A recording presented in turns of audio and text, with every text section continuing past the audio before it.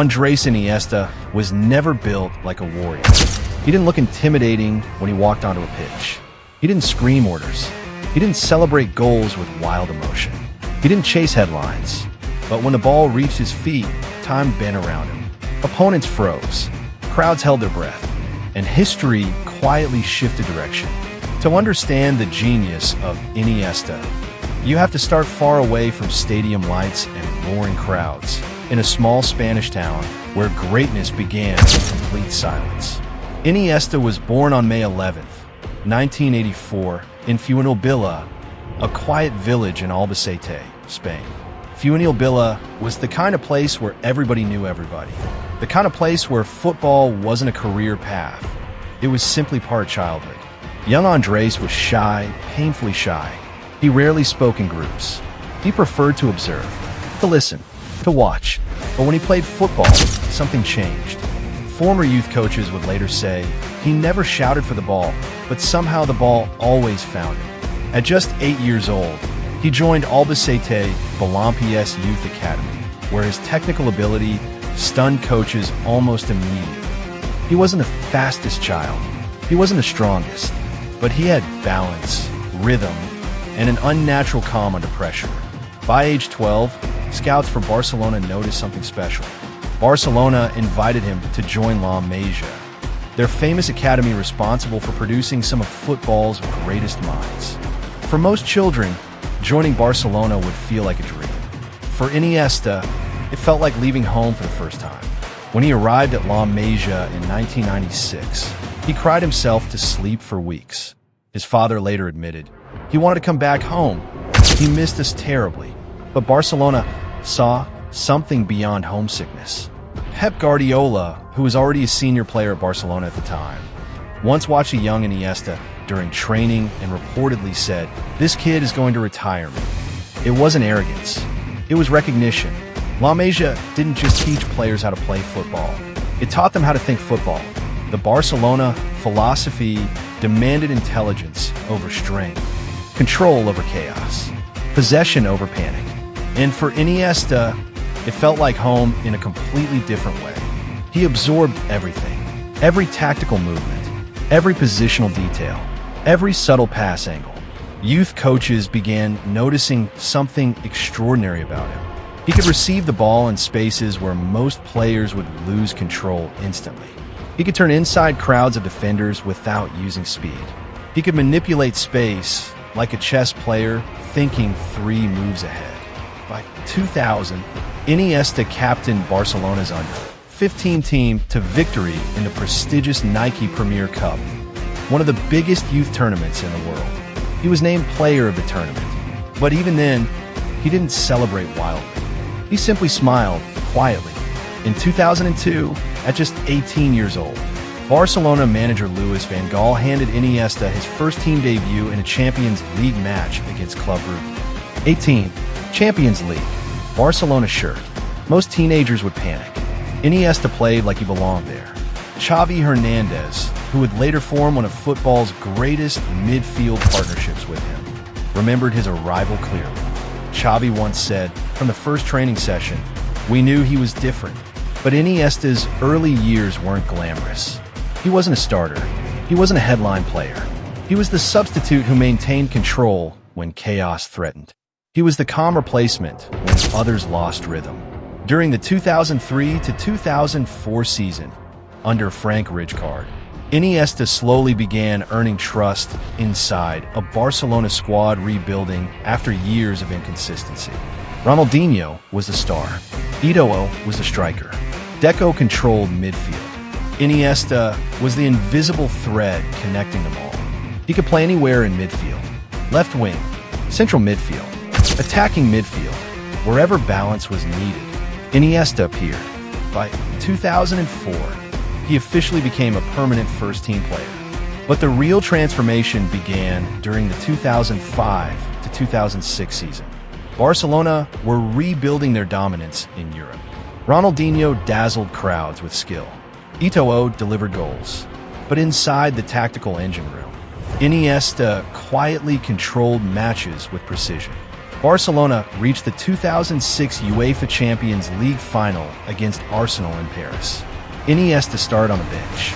Barcelona fell behind after Sol Campbell scored for Arsenal in the 37th minute. Pressure suffocated the Spanish giants. In the 46th minute, Rijkaard introduced Iniesta. Everything changed. Barcelona's passing rhythm sharpened instantly. He glided through Arsenal's midfield. He accelerated Barcelona's tempo without rushing. His movement created gaps that eventually allowed Eto'o and Belletti to score, securing Barcelona's 2-1 victory. Iniesta didn't score. Iniesta didn't assist. But teammates later admitted he changed the entire match. Ronaldinho once said, "When Andrés comes on the pitch, football becomes easier for all of us." Barcelona had a new era forming, but another revolution was coming. In 2008, Pep Guardiola became Barcelona's manager, and everything accelerated. Guardiola built a team based entirely on positional intelligence, fast passing, relentless pressing, and absolute technical perfection. At the center of that philosophy stood three players who would redefine midfield football forever: Sergio Busquets, Xavi Hernandez, and Andrés Iniesta. Together, they became football's most intelligent triangle. Busquets controlled defensive transitions. Xavi dictated tempo. Iniesta broke reality. During the 2008 to 2009 season, Barcelona played a style that stunned Europe. They suffocated opponents by refusing to give the ball away. They controlled matches with patience that felt almost hypnotic. And Iniesta became the unpredictable spark inside that system. He could glide past defenders using nothing but body movement. He could slow games down with a single touch. He could accelerate attacks with passes that seemed invisible to opponents. But greatness is often defined by moments, not seasons. And in 2009, football witnessed one of the most dramatic nights in Champions League history. Barcelona faced Chelsea in the semi-final second leg at Stamford Bridge. Chelsea led 1-0 on aggregate after Michael Essien scored an unforgettable volley. Barcelona struggled. Chelsea defended aggressively. The clock ticked toward elimination. 90 minutes approached. Barcelona needed one goal. Just one. Then, in the 93rd minute, Lionel Messi found Iniesta standing outside Chelsea's penalty box. There were defenders everywhere. Pressure from thousands of screaming fans. Seconds remaining. Most players would panic. Iniesta didn't. He struck the ball with surgical precision. The ball flew into the top corner. Silence. Then chaos. Barcelona qualified for the final on away goals. Commentator Andrés Montez screamed, "Iniesta, de mi vida." Iniesta ran toward the corner flag, pulling his shirt over his head in pure disbelief. It became one of football's most iconic moments. But even in that explosion of emotion, Iniesta later described the goal simply. He said, "I just hit it and hoped." Barcelona went on to defeat Manchester United 2-0 in the Champions League final in Rome, completing a historic treble, winning La Liga, Copa del Rey, and Champions League in one season. Iniesta had officially entered football immortality. But while Barcelona conquered Europe, Spain was preparing its own golden revolution. For decades, Spain carried a painful reputation. Beautiful football, no trophies, talented generations that always collapsed under pressure. They reached quarterfinals, then disappeared. Fans called them the nearly team. Everything changed in 2008 under manager Luis Aragonés. Spain rebuilt its identity around possession football inspired by Barcelona's philosophy. Iniesta became central to this transformation. Euro 2008 became Spain's redemption tournament. Iniesta controlled midfield battles with elegance. Spain defeated Germany 1-0 in the final thanks to Fernando Torres' goal. Spain lifted their first major international trophy since 1964. A 44-year drought ended, but the greatest chapter was still waiting.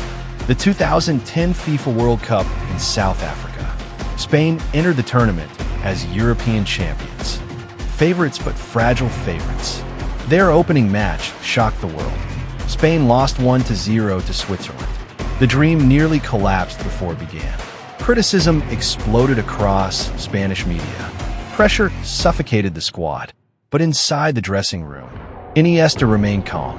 He told teammates, "If we stay faithful to our football, we will be champions." Spain responded by defeating Honduras and Chile, progressing into the knockout stages. They beat Portugal 1-0 in the round of 16. They defeated Paraguay 1-0 in the quarterfinals, in one of the tournament's most intense matches. They beat Germany 1-0 in the semi-final thanks to Carles Puyol's thunderous header. Spain reached their first World Cup final in history. The final would be played against the Netherlands, a team equally desperate for their first World Cup victory. But behind Iniesta's calm performances, a deeper emotional storm existed. Earlier that year, Iniesta lost one of his closest friends, Dani Jarque, captain of Espanyol, who died suddenly from cardiac arrest. The loss shattered him emotionally. Iniesta later admitted, "I went through the hardest moment of my life." He suffered depression. He struggled to enjoy football. He played matches carrying invisible pain.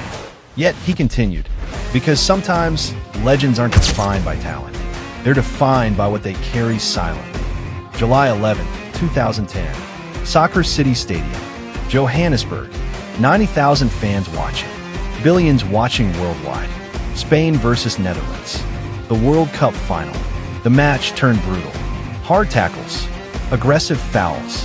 Dutch midfielder Nigel de Jong famously kicked Xabi Alonso in the chest, one of the most controversial moments in World Cup history. The match ended 0-0 after 90 minutes. Extra time began.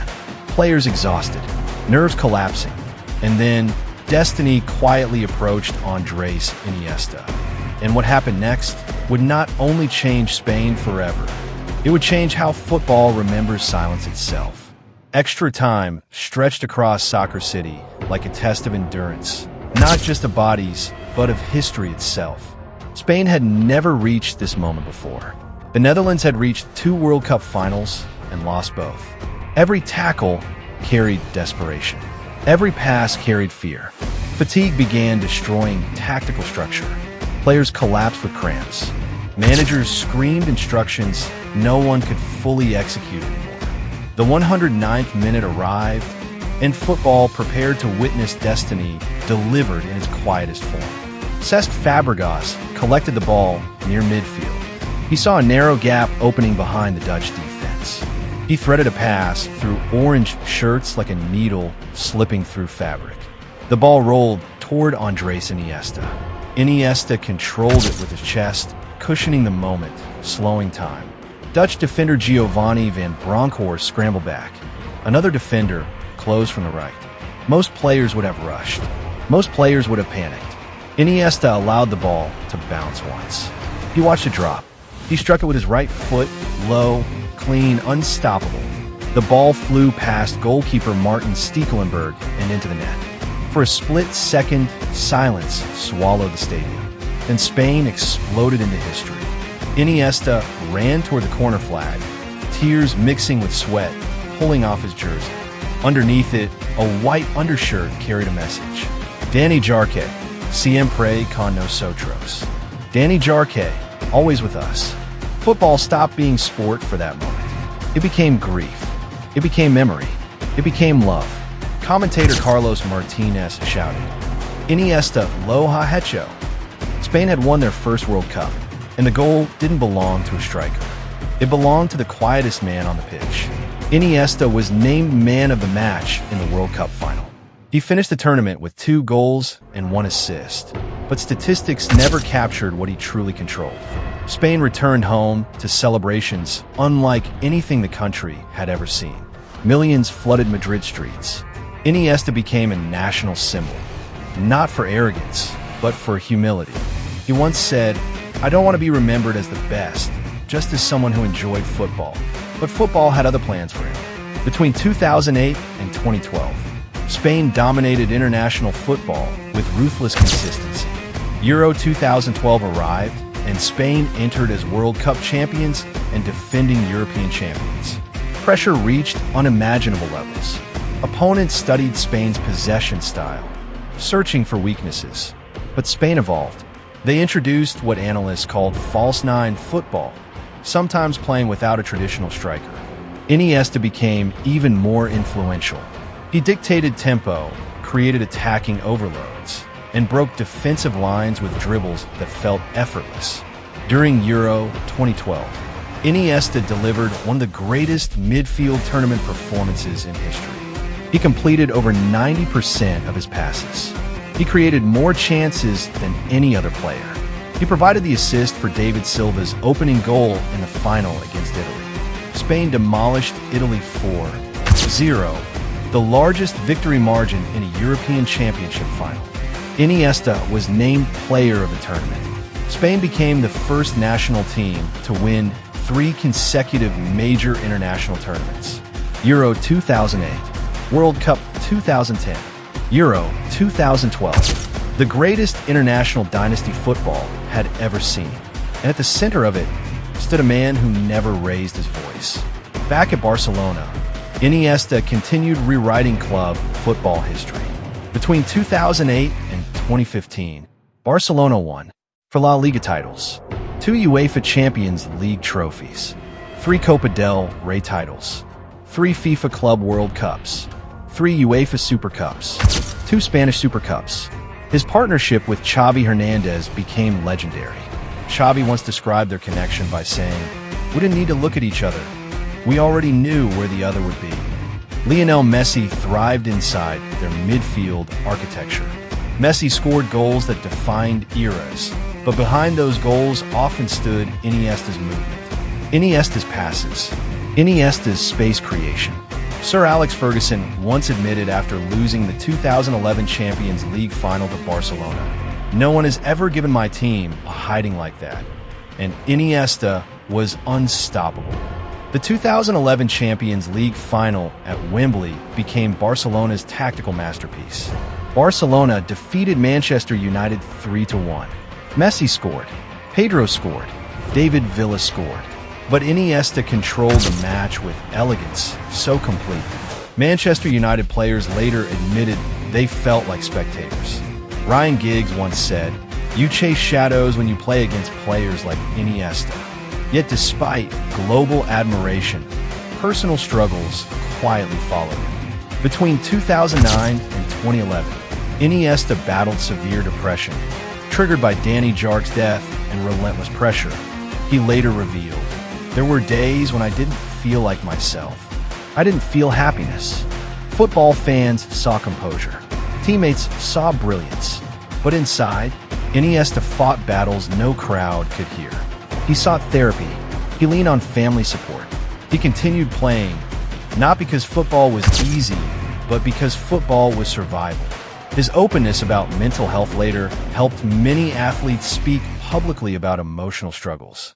But football, as always, continued demanding excellence.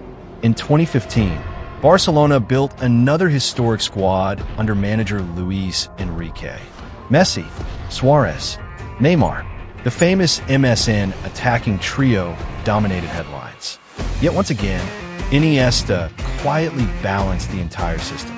Barcelona won the treble again in 2015, La Liga, Copa del Rey, and Champions League. During the Champions League semi-final against Bayern Munich, Iniesta delivered a performance of control and creativity that left German midfielders chasing illusions. Barcelona defeated Juventus 3-1 in the final in Berlin. Iniesta lifted his 4th Champions League trophy. By then, he had already accumulated over 600 appearances for Barcelona, over 50 goals, over 130 assists. But numbers still refuse to explain his influence. Zinedine Zidane once said, "Iniesta is my favorite player. He understands football like few ever have." He finished runner-up in the 2010 Ballon d'Or, losing to Lionel Messi, with teammate Xavi finishing 3rd. Many fans still debate whether Iniesta deserved that award. But Iniesta never cared. He once said, "Individual awards belong to the team that helps you win." As years passed, physical intensity slowly began catching him. Younger players arrived. Faster football emerged. But Iniesta adapted with intelligence. In 2018, after 22 years at Barcelona, Iniesta made the emotional decision to leave the club. His farewell match took place at Camp Nou on May 20th, 2018 against Real Sociedad. He wore the captain's armband. He walked onto the pitch with his 3 children. Camp Nou filled with over 90,000 fans chanting his name. When he was substituted in the 82nd minute, both teammates and opponents formed a guard of honor. Tears flooded the stadium. He had played 674 matches for Barcelona. He had won 32 major trophies, making him one of the most decorated players in football history. He left not as a superstar. He left as something rarer. He left as a symbol of elegance. Iniesta then joined Japanese club Vissel Kobe, bringing European technical intelligence into Asian football. He helped the club win the Emperor's Cup in 2019, their first major trophy. Even in Japan, crowds respected his humility as much as his skill. Internationally, Iniesta retired from Spain in 2018 after the World Cup in Russia. He finished his Spain career with 131 appearances and 13 goals. But one goal will forever outweigh the rest. The goal that gave Spain a World Cup. The goal that carried grief and turned it into unity. The goal scored by a man who spoke louder through actions than words. Football has always celebrated power, strength, speed, showmanship. But Andrés Iniesta proved football could also be poetry. He proved intelligence could defeat aggression. He proved calm could defeat chaos. He proved greatness doesn't always demand attention. Sometimes greatness waits quietly until the moment history needs it most. Young players across the world study his body feints, his close control, his spatial awareness, his passing angles, his emotional composure. Coaches teach his philosophy. Fans replay his moments endlessly. But perhaps his greatest legacy isn't tactical. It's human. Iniesta taught football that sensitivity is not weakness. That humility can coexist with brilliance. That silence can carry the loudest impact. Years after retirement, teammates still speak about him with unmatched respect. Lionel Messi once said, "Andrés is one of the most magical teammates I ever had and one of the best people I've ever met." Pep Guardiola once said, "Iniesta understands football like he sees it from above."